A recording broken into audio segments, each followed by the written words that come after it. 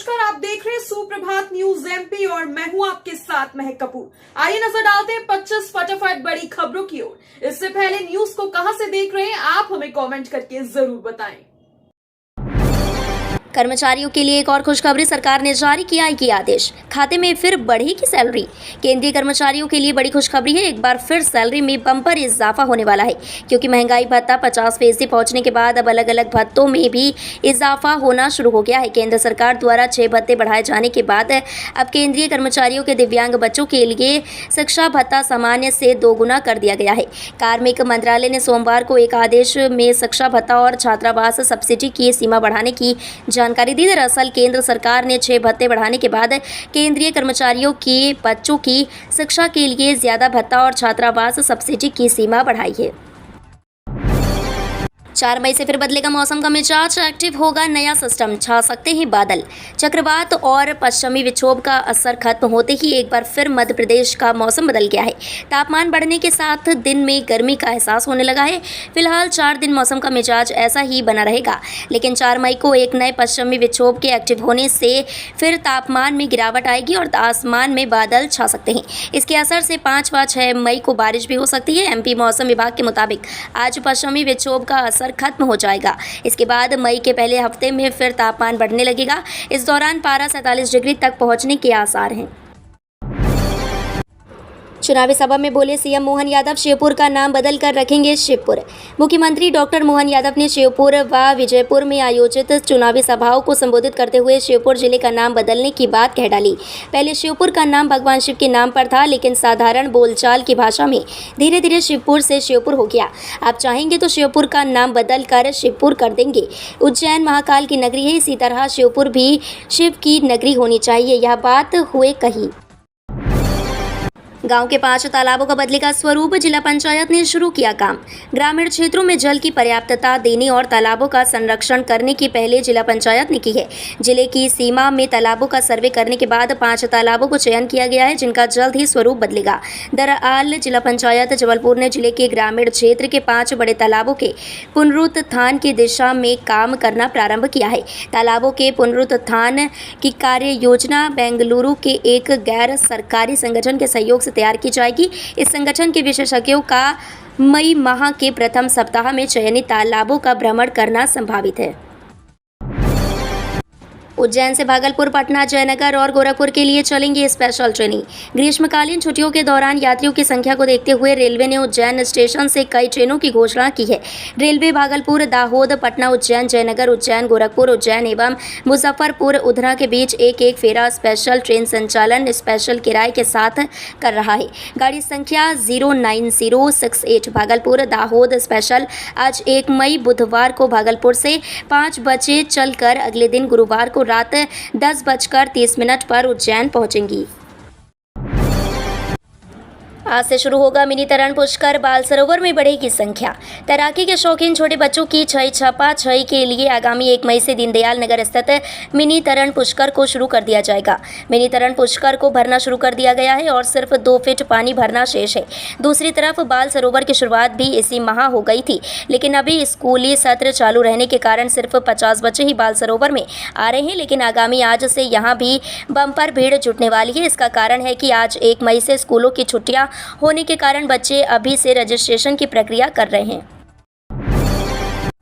कांग्रेस प्रत्याशी के नामांकन वापसी के बाद बसपा उम्मीदवार ने मांगी सुरक्षा। बहुजन समाज पार्टी के इंदौर संसदीय क्षेत्र से प्रत्याशी संजय सोलंकी ने जिला निर्वाचन कार्यालय को पत्र देकर सुरक्षा की मांग की है। कांग्रेस प्रत्याशी के नाम वापसी के बाद इंदौर लोकसभा चुनाव में बसपा को अवसर नजर आने लगा है, इसलिए बसपा प्रमुख मायावती की सभा इंदौर में कराने की तैयारी शुरू हो गई है। बसपा प्रत्याशी सोलंकी का कहना है कि सभा कराने के लिए प्रदेश स्तर से प्रयास किए जा रहे हैं। इंदौर संसदीय क्षेत्र में नाम वापसी के आखिरी दिन कांग्रेस प्रत्याशी अक्षय बम ने सभी को चौंकाते हुए अपना नामांकन वापस ले लिया और भाजपा का दामन थाम लिया। मध्य प्रदेश के मालवांचल को साधेंगे पीएम मोदी, सिंधिया मांग रहे योगी की सभा। मध्य प्रदेश में मालवांचल की आदिवासी सीटों को साधने के लिए प्रधानमंत्री नरेंद्र मोदी 6 मई को धार एवं खरगोन आएंगे। इस अंचल में लोकसभा की 8 सीटें हैं। इनमें आदिवासी वर्ग के लिए 3 सीटें सुरक्षित हैं। रतलाम झाबुआ सीट पर मोदी चुनाव से पहले भी आए थे। गौरतलब है कि 66 विधानसभा क्षेत्रों वाला मालवांचल भाजपा का गढ़ रहा है, लेकिन 2018 के विधानसभा चुनाव में भाजपा को यहां 29 सीटों का नुकसान हुआ था। इसकी वजह आदिवासी वोट का कांग्रेस की तरफ झुकाव था। पिछले चुनावों में जय युवा आदिवासी शक्ति संगठन ने यहां भाजपा को भारी नुकसान पहुंचाया था। यही वजह है कि मोदी एक साथ 2 संसदीय सीटों में चुनाव प्रचार करेंगे। 5% ईवीएम में 1,000 वोट डालकर किया जा रहा है मॉक पोल। ग्वालियर लोकसभा निर्वाचन क्षेत्र में शामिल जिले के सभी 6 विधानसभा क्षेत्रों के समस्त मतदान केंद्रों में उपयोग में लाई जाने वाली इलेक्ट्रॉनिक वोटिंग मशीन व वीवीपैट तैयार करने का काम जारी है। विधानसभा क्षेत्र वार ईवीएम की तैयारी एमएलबी कॉलेज में की जा रही है। कलेक्टर व जिला निर्वाचन अधिकारी रुचिका चौहान ने सोमवार को एमएलबी कॉलेज पहुंचकर ईवीएम कमीशनिंग की तैयारी का जायजा लिया। उन्होंने भारत निर्वाचन आयोग के दिशा निर्देशों का अक्षरशः पालन कर ईवीएम कमीशनिंग का कार्य करने के निर्देश इस अवसर पर दिए। मध्य प्रदेश के किसानों को बड़ी खुशखबरी, अब 50% तक चमक विहीन डैमेज गेहूं खरीदेगी सरकार। रबी फसलों में गेहूं के समर्थन मूल्य पर खरीदी पर सरकार ने निर्धारित सीमा प्रतिशत में शिथिलता दी है। अब किसान 50% तक लस्टर लॉस की सीमा को 30 से बढ़ाकर 50% कर दिया है। जिला खाद्य आपूर्ति अधिकारी बालाघाट ज्योति बघेल ने बताया कि हाल ही में हुई असमय वर्षा और ओलावृष्टि से गेहूं की फसल पर बुरा असर पड़ा है। किसानों को राहत देने के मकसद से FAQ के अनुसार निर्धारित सीमा प्रतिशत को बढ़ाया गया है। पहले किसानों से 30% खराब गेहूं खरीदा जा रहा था, जिसे शिथिलता देते हुए अब 50% कर दिया गया है। आज 1 मई से बदलने जा रहे हैं पैसों से जुड़े ये 5 नियम। आम आदमी की जेब पर पड़ेगा सीधा असर। बुधवार से मई का महीना शुरू होने जा रहा है। ऐसे में आज 1 मई से कई नियमों में भी बदलाव होने वाला है। इसमें bank, credit card, gas cylinder के दाम समेत कई नियमों में बदलाव होगा, जिसका सीधा असर आपकी जेब पर होगा। आइए जानते हैं आज 1 मई 2024 से पैसों से जुड़े कौन कौन से नियम बदल जाएंगे। देश भर में हर महीने की पहली तारीख को रसोई गैस के, कमर्शियल और घरेलू सिलेंडरों की कीमत की समीक्षा की जाती है। हर माह की तरह आज 1 मई को भी LPG सिलेंडर के दाम रिवाइज होने हैं। हालांकि लोकसभा चुनाव की आचार संहिता लागू है। इंदौर के बाद कांग्रेस को एक और झटका, 6 बार के MLA रामनिवास रावत बीजेपी में शामिल। इंदौर में अक्षय कांति बम के बीजेपी में जाने के बाद कांग्रेस को एक और झटका लगा है। श्योपुर से 6 बार के कांग्रेस विधायक और वरिष्ठ नेता रामनिवास रावत ने भी आज बीजेपी का दामन थाम लिया है। सीएम मोहन यादव बीजेपी प्रदेशाध्यक्ष VD शर्मा और पूर्व गृह मंत्री नरोत्तम मिश्रा की मौजूदगी में वह बीजेपी में शामिल हुए हैं। दरअसल इंदौर में कांग्रेस को झटका मिले अभी एक ही दिन हुआ था कि अगले ही दिन कांग्रेस को श्योपुर जिले में नुकसान उठाना पड़ा है। श्योपुर की जयपुर सीट से 6 बार के कांग्रेस विधायक रामनिवास रावत ने कांग्रेस को छोड़कर बीजेपी की सदस्यता ग्रहण कर ली है। पीएम मोदी ने कांग्रेस का जिक्र कर ज्योतिरादित्य सिंधिया से कहा, लोकसभा चुनाव को लेकर 7 मई को तीसरे चरण की वोटिंग होनी है। ऐसे में इससे पहले सभी दलों के नेताओं ने प्रचार में पूरा दमखम लगा रखा है। इस बीच केंद्रीय मंत्री और मध्य प्रदेश की गुना सीट से बीजेपी प्रत्याशी ज्योतिरादित्य सिंधिया की प्रधानमंत्री नरेंद्र मोदी ने पत्र लिखकर तारीफ की। वहीं अब सिंधिया ने पीएम मोदी के पत्र का जवाब दिया है। केंद्रीय मंत्री ज्योतिरादित्य सिंधिया ने कहा, प्रधानमंत्री नरेंद्र मोदी द्वारा मेरे लिए लिखे गए इस पत्र के लिए उनका हार्दिक आभार। यह पत्र मेरे लिए रामबाण के समान है। आपके एक एक शब्द मेरे लिए प्रेरणादायी है। मैं यह विश्वास दिलाता हूं कि विकसित भारत के निर्माण के संकल्प के प्रति समर्पित रहूंगा। पीएम मोदी के अपमान पर भड़के MP CM मोहन यादव। मध्य प्रदेश के मुख्यमंत्री मोहन यादव ने इन दिनों लोकसभा चुनाव को लेकर पार्टी के प्रचार प्रसार के काम व्यस्त हैं।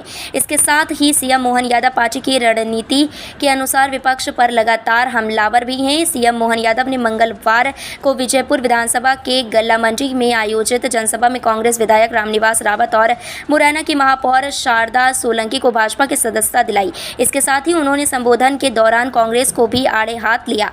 इस दौरान CM मोहन यादव ने कांग्रेस की तुलना शिशुपाल से की। वोटिंग से पहले पीएम मोदी ने शिवराज सिंह चौहान को लिखी चिट्ठी।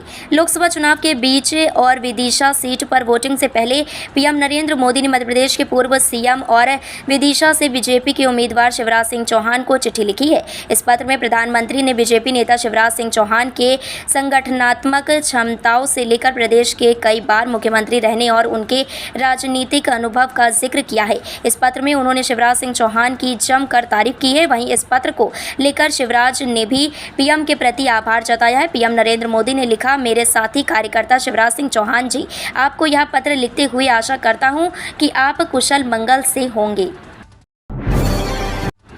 मेडिकल ग्राउंड सबसे ज्यादा, इधर मेडिकल आयुर्वेद कॉलेज छुट्टी में आगे।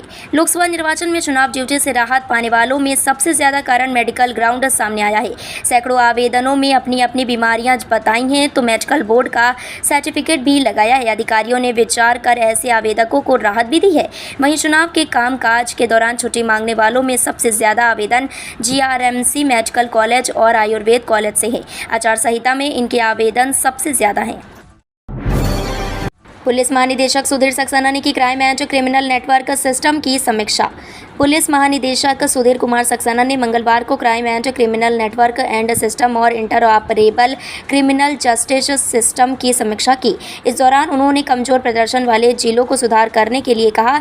डीजीपी ने कहा कि CCTNS और ICJS में लगातार अपडेट करने से ही पुलिस तकनीकी रूप से और अधिक दक्ष होगी, न्याय प्रणाली अधिक पारदर्शी और प्रभावी बनेगी। ADG SCRB चंचल शेखर ने प्रोजेक्ट की वस्तु स्थिति, तकनीकी नवाचार, नए आपराधिक कानून का CCTNS में समाकलन तथा नेफिस की प्रगति की जानकारी दी। 600 बेड के मुरैना जिला अस्पताल में सिर्फ एक मैटर्न, व्यवस्थाएं हो रही प्रभावित। करीब 5 साल पूर्व हुए 600 बेड के जिला अस्पताल में व्यवस्थाओं के नाम पर करोड़ों रुपए खर्च किए जा चुके हैं, लेकिन नर्सिंग स्टाफ की मॉनिटरिंग के लिए लंबे समय से सिर्फ एक ही मैटर्न है, जिसके चलते अस्पताल की व्यवस्थाएं प्रभावित हो रही हैं। मुरैना शासन के नियमानुसार 600 बेड के अस्पताल के मान से 9 मैटर्न होना चाहिए, लेकिन पिछले लंबे समय से एक ही मैटर्न काम कर रही है, जिसके चलते अस्पताल का कार्य प्रभावित हो रहा है। अस्पताल में वर्तमान में करीब 275 नर्सिंग स्टाफ है, उनमें से करीब 2 दर्जन सीनियर नर्स भी हैं, जिनमें से मैटर्न बनाया जा सकता है। इंदौर में किसको समर्थन देगी कांग्रेस? PCC चीफ जीतू पटवारी का बड़ा ऐलान।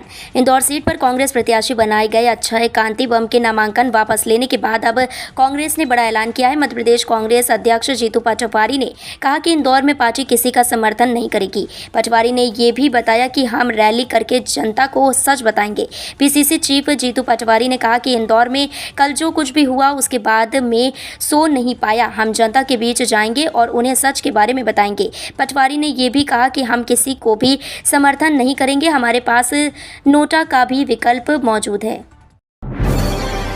मध्य प्रदेश में 3 मौसम प्रणालियां सक्रिय। रीवा में 43 डिग्री के पार पहुंचा दिन का पारा। वर्तमान में अलग अलग स्थानों पर 3 मौसम प्रणालियां सक्रिय हैं। हवाओं में कुछ नमी रहने के कारण इसने प्रदेश में लू पर लगाम कस रखी है, जिसके चलते तापमान में अधिक बढ़ोतरी नहीं हो रही है। हालांकि प्रदेश के विभिन्न शहरों में अधिकतम तापमान 40 से 43 डिग्री सेल्सियस तक बना हुआ है। इसी क्रम में मंगलवार को प्रदेश में सबसे अधिक 43.4 डिग्री सेल्सियस तापमान रीवा में दर्ज किया गया था। मौसम विज्ञानियों के मुताबिक अभी 2 दिन तक मौसम शुष्क बना रहेगा।